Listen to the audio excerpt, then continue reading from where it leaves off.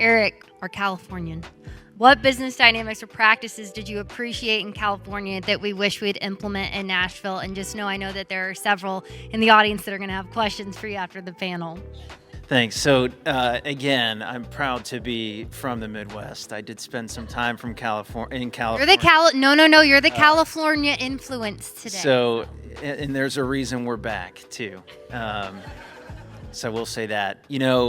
I thought about what my answer would be to that, and sitting here listening to the keynote, it made me think. We're talking about the things that matter the most: empathy for one another, caring for one another, your relationships, your family.